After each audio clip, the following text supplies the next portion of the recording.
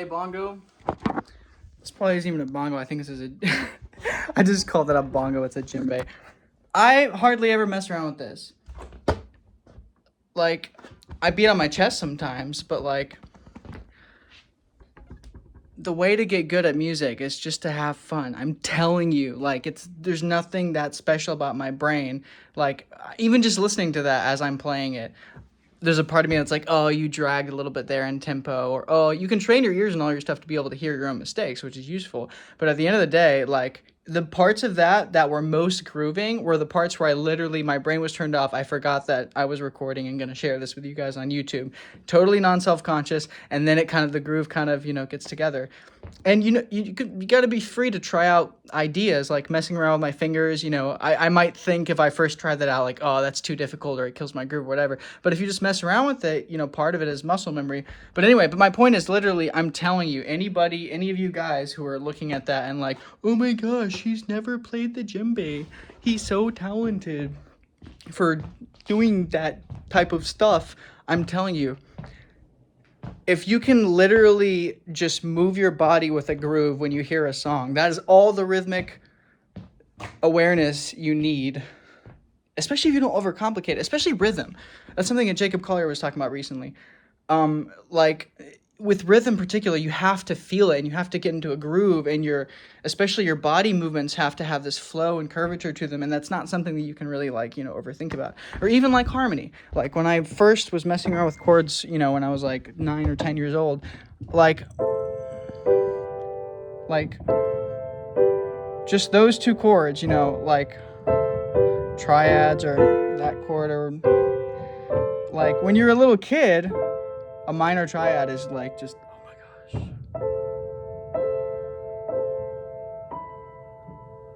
Like that's all you need, is just to be emotionally sensitive. The skill will come with practice, but you're going to make it harder and harder for yourself, and you're going to put yourself more into more of a box, both intellectually and physically and emotionally, desensitize yourself to the music. If you lose that visceral, wondrous connection with, oh, this sounds so cool. Because again, it's not about simplicity or complexity.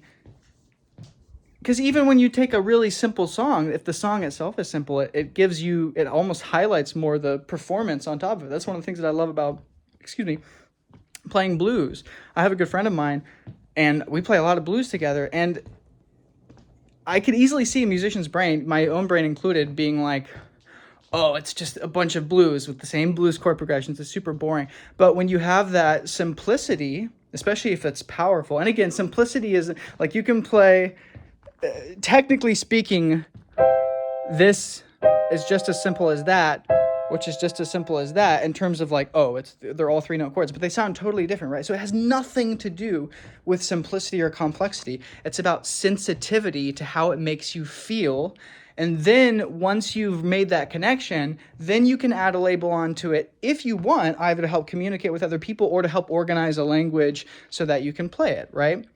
But, whatever it is, like even if it's this thing right here, like you can just kind of like make it easy for yourself, so like maybe just like first experiment with how does the resonance change when I play on different parts across the board, right? What if I play 2 notes? And even just that, can you play that in time? Because just a simple 8th note rhythm, there's so much. Look at all the different ways I can play this rhythm on this, right? So it's the same simple, just 16th notes or 8th notes, depending upon the speed, whatever. And look at all the different ways you can play.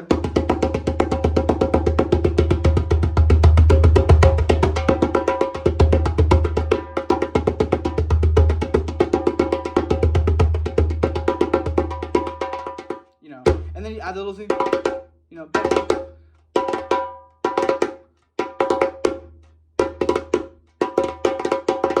And when you find a little idea and you want to practice it, turn it into an exercise, but not like a boring hand exercise. Turn it into a fun exercise. So if let's say I hear that, I want to go like dump it a dum bum. You just hear that rhythm in your head. And there's nothing super special about that. You hear people doing it all the time. And then just practice playing it over and over again, but make something musical out of it. So maybe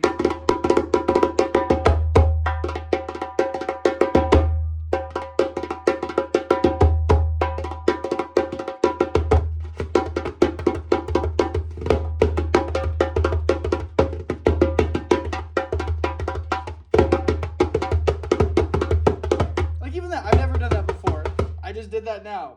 Okay. But like, the basic rhythm, dum ba dum bum. Once you practice that with both your hands, then there's so much fun flavor that you can get into. And the wonderful thing about playing like a, djembe, I keep wanting to call it a bongo, which is so disrespectful.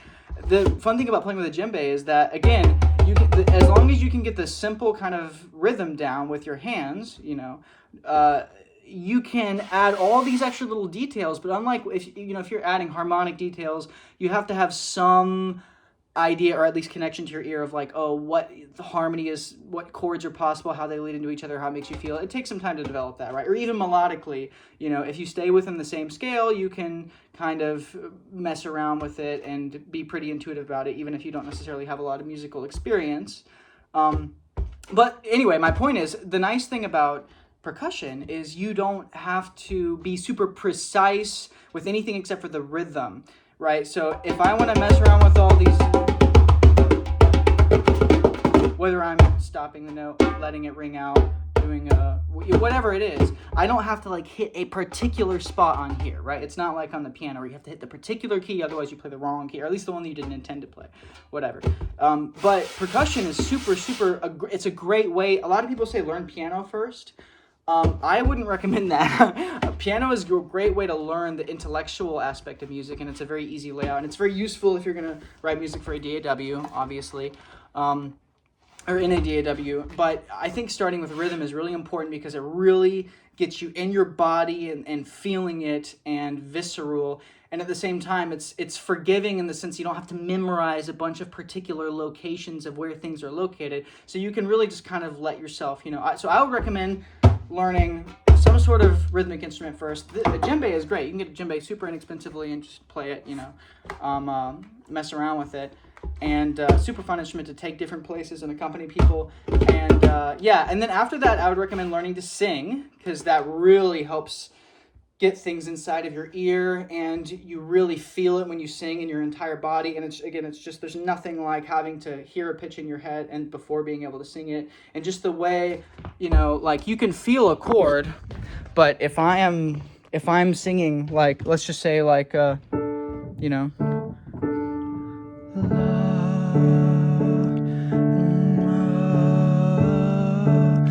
feels so different. You can feel it.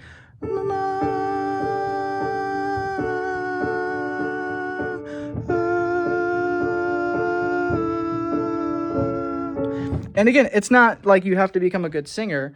I still don't think personally that I'm that good of a singer. I need to practice more or whatever. But the point is, you can think of learning instruments to perform for other people, but if you really want to get into music and create stuff that's like you, and also stuff where you are continuously involving your body and your emotions, not just your intellect, I think it's really, really important to practice singing. Sing in choir, sing by yourself, sing in the shower, sing while playing piano.